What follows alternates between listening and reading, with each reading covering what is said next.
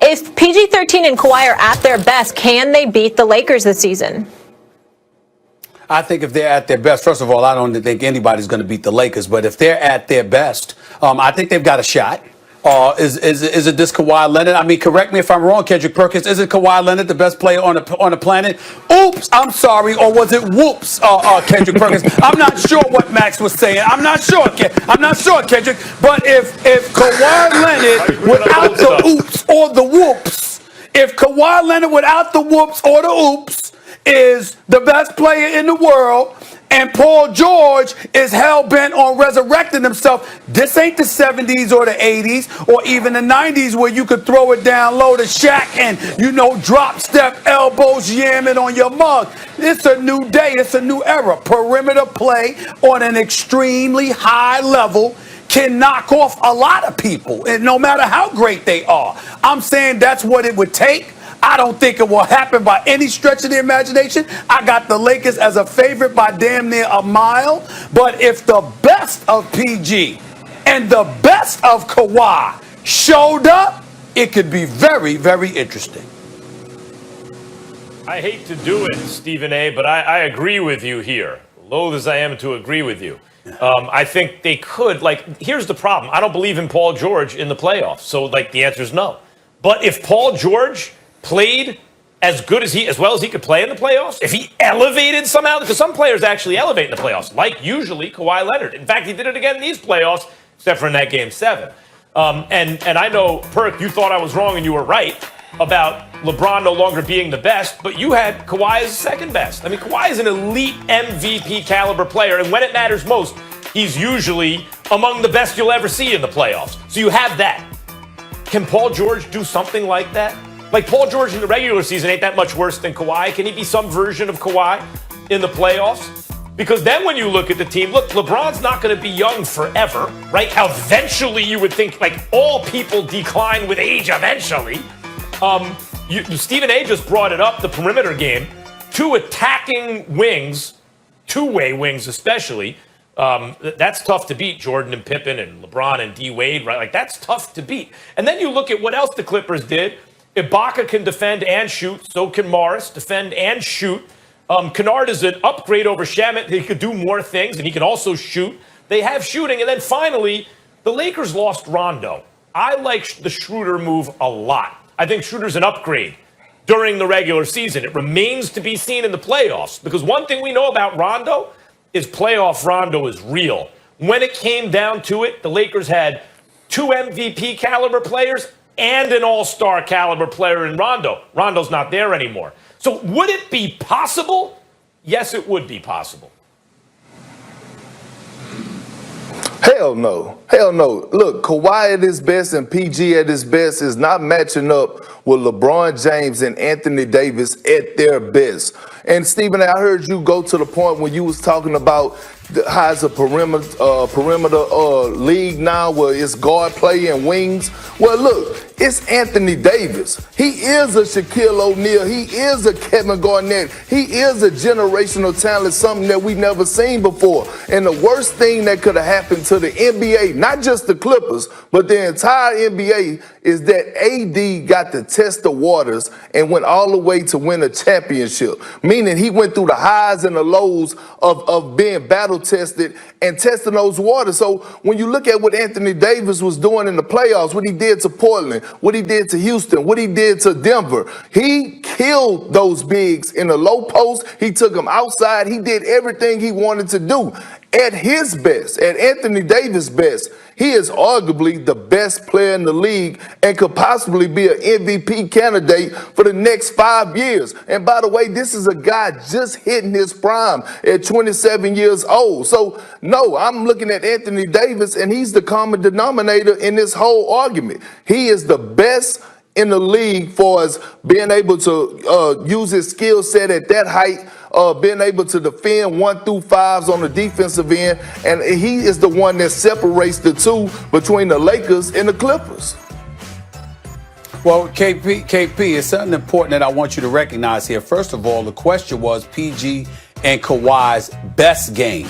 That's number one. Number two, we're still not picking them to beat the Lakers. Nobody's picking them to beat the Lakers. We understand that That's the what I Lakers said. are better. That's what I Nobody's said. disputing that. Yeah, but what I'm saying is when you look at PG and Kawhi, let's pay attention to something. When we ask the question, their best, we're assuming in terms of their best on both ends of the floor, defensively and offensively. And even though there is no answer for AD, you have to remember they're stronger because you ain't taking AD down low. You're not going to be a monster in the interior with him. The nightmare for him is somebody that can jack up shots from long range and somehow, some way, even if their eyes are closed and they praying, somehow it's going in from 30. That's the problem for AD. That's the problem for LeBron. And what I'm saying is, even though I don't believe for 1 second it's going to happen, if you have two guys that can play on an elite level like they're capable of playing, and they bring their A-plus game to the equation, I will say this, the Clippers are the number one threat to the Lakers under those circumstances. Would you say that? No, not really. No, I would not say that because for the simple fact that Stephen A., you go back to the first series that the Lakers played the Portland Trail Blazers in Game 1. Right. We was telling Anthony Davis that he needs to dominate in the interior. Game 2, he did just that. And he carried it on. Even in the Rocket series, he was dominating in the paint, getting dunk after dunk, setting up shop on the low block. And that's what I'm saying. AD at his best is better than a Paul George at his best. Now, you could say Kawhi and I know LeBron that. at their best maybe wash each other out. And then what I'm saying is, on top of that, the Lakers have the better roster. How do you win the championship and you go and upgrade more than the Los Angeles Clippers, who didn't even meet that goal? All right, the Lakers won 2 of 3 against the Clippers last season, but all games were close, but decided by 10 points or less. We're going to continue this conversation. Talen, Western Matthews was saying in practice yesterday that July came up to him on the court and said, Talen's only 19. That's kind of corrected and said, no, he just turned 20. Do you get a kick out of it at all? You being kind of the young kid on this team, but clearly one who's gotten the respect of the veterans at this point? Yeah, it's like I always say, I look at it as just a blessing. It's actually crazy. I feel like what other 19, 20-year-old gets this experience in the world? Not too many. So just being able to take everything in and just learn from it every day is good. And yeah, just seeing other superstars kind of notice it's actually pretty good. Frank had mentioned this after Game 1.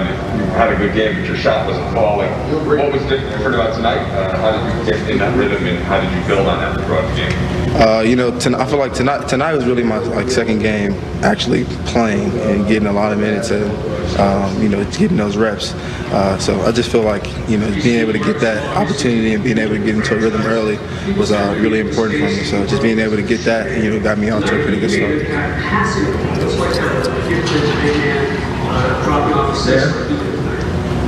It's great.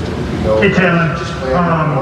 I'm curious as to kind of how you envision your role on this team this year. Obviously, the players that are on this team, the vets that are on this team.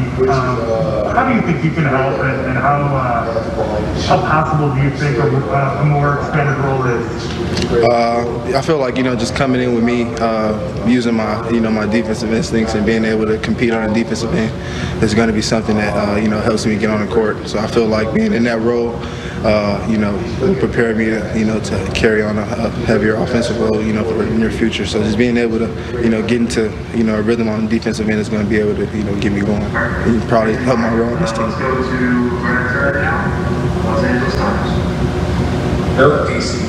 Hey, Talen, when you got on here, First game, we got shot about 32%. I'm kind of curious, give us a little sense of what sort of things those guys were successful. Can you repeat? I couldn't hear it. Which team is it really? 72 or somewhere between? I was curious if you could share some of what LeBron and those guys were saying and telling you when you got hot there in the second half. They were going pretty crazy on the bench.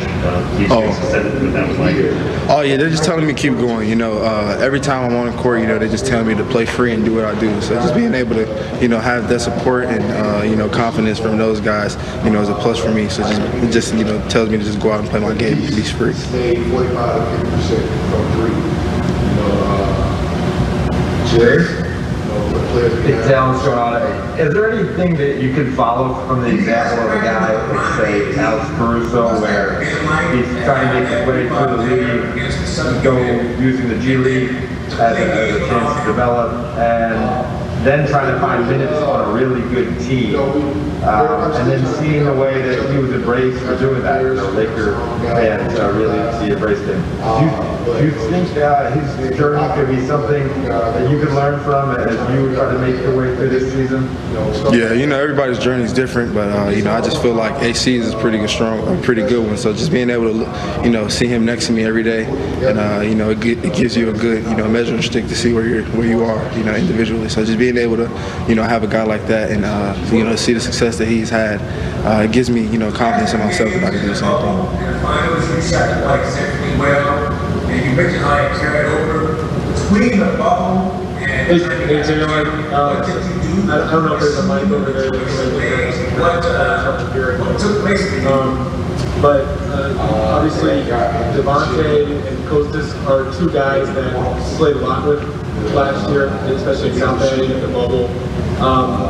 When did you find out that they weren't going to play tonight? Does that give you sort of a feel for how this season is going to be with perhaps guys in and out on short notice?